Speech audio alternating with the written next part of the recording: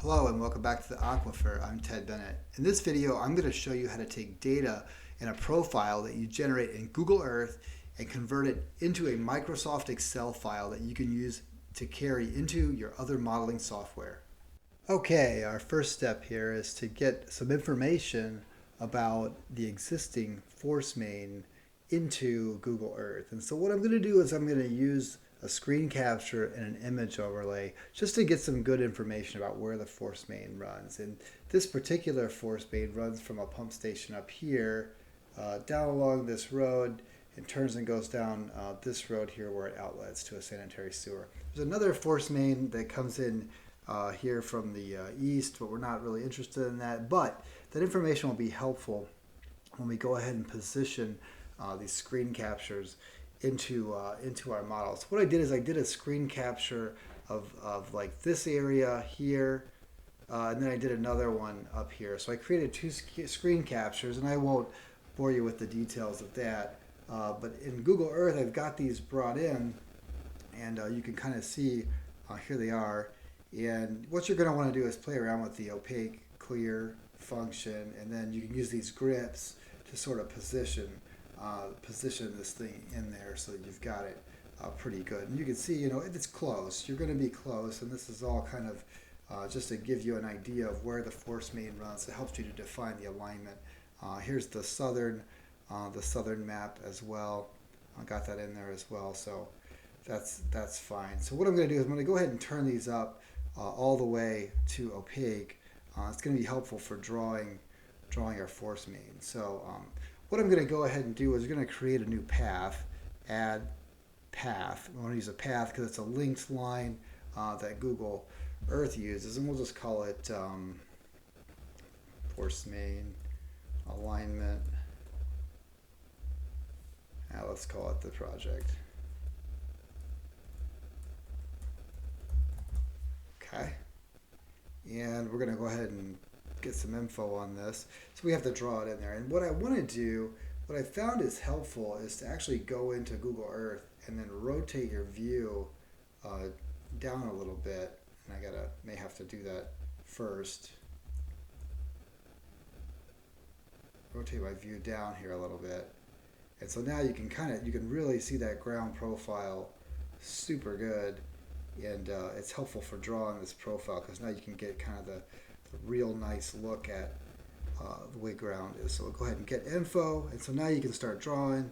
We'll just get this out of the way, and so now you can start drawing. And what we're trying to do is we're trying to define what this profile looks like. So you're going to try to hit all the high points, any low points that are in there, any changes in direction like what we got here. You might be a little more careful than I am. I'm trying to show you this in a quick fashion of how I'll do that. I'm using my cursor to kind of line up the target and then just shoot it. Boom. And so we got a low spot here, followed by another high spot. So you can see doing this sideways is helpful because you can kind of see what's going on ground-wise. Boom there, got a low spot there. Might even need to get a little closer to try to hit this one appropriately. Boom. We're definitely on the edge of how accurate we can be, and this is good for, honestly, this is good for a very first cut. If you're going to design something for real, you're going to go ahead and do plan sheets and the normal PNP. But if you need to get something on a model in a hurry, this is a good way just to get some information down. So you can kind of see that's how I've done that. I'll go ahead and finish that, and I've already got it drawn, so I put that down here. So we'll just get rid of this one. Yes. And I went ahead and drew this already up in a temporary spot, so I'll go ahead and put that in there. Turn it back on, and you can see that's what I've done. We'll go ahead and zoom out. Hit north. You can kind of see I've got it in there already, all drawn in. So now what we're ready to do is we're ready to export this or do a save as. So file, save as, and we want to do a KML. The KML file is what we're going to use to do our conversion. So we've done that. And now we're going to go to a website called GPS Visualizer. And what we can do here is we can go ahead and convert our Google Earth file into a CSV file that we can use in Excel. So the first thing we want to do is browse, and we'll collect our KML file here. Picked it. And we're going to want to add a DEM to it so that we can get some elevation data. And obviously you're going to want plain text. Be sure of that. And then we scroll down here and we want to get universal transverse Mercator coordinates. So that's northing and easting. Those will be in meters. So just kind of keep that in mind as we go further here. So we're going to hit convert. Boom, there's our data. So now we're going to download this to Excel. We're going to go ahead and open up that file. There's the file we just downloaded, and it's, if we select tab delimited, it's going to go ahead and see the row breaks.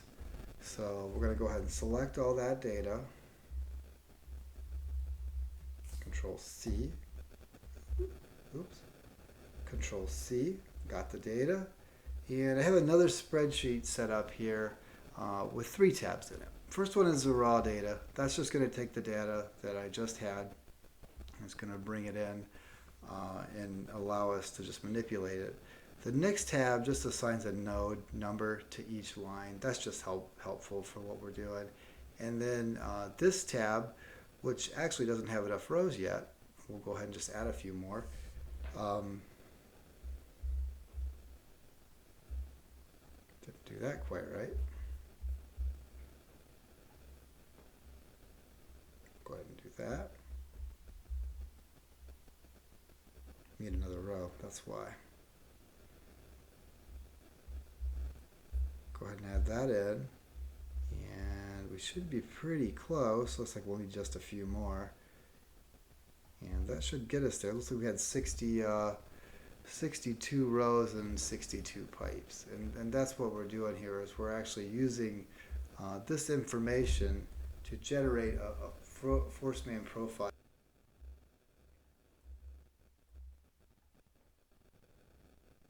Easier to enter it that way, I guess. But there you go.